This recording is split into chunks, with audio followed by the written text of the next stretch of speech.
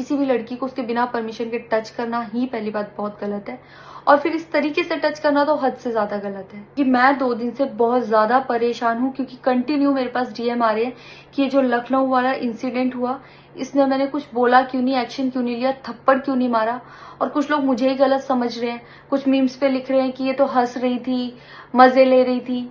कि पब्लिक में कोई मुझे ऐसे टच करके जाएगा, उसमें मुझे खुशी होगी, मुझे मजे आएंगे। सारी बात ये थी कि जब इनका सॉन्ग के लिए मेरे पास कॉल आया तो मैंने सारी चीजें क्लियर कर ली थी कि इसमें ऐसा वैसा कॉस्ट्यूम तो नहीं है, कोई डबल मीनिंग लाइन तो नहीं है, और इसमें ऐसा वैसा सीन तो नहीं है। और मैं शूट पर गई, शूट पे सब कुछ नॉर्मल था, मुझे कोई प्रॉब्लम नहीं हुई।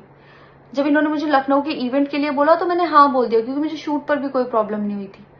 और जब मैं लखनऊ में गई, मैं स्टेज पर थी, मैं पब्लिक से बात कर रही थी, पवन सिंह जी ने मुझे बोला कि इधर कुछ लगा हुआ है।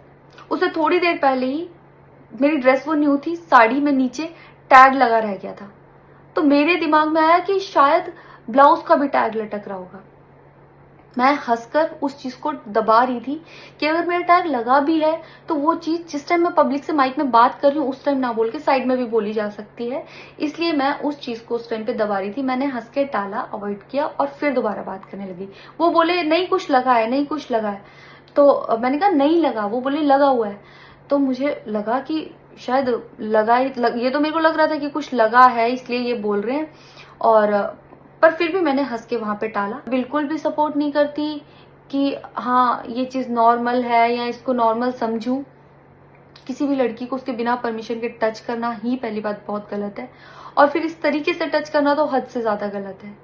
यही सेम चीज अगर हरियाणा में हुई होती ना तो मुझे जवाब देने की जरूरत नहीं पड़ती, यहाँ की पब्लिक अपने आप जवाब दे देती, यहाँ की ऑडियंस फुल सपोर्ट करती और जवाब देती।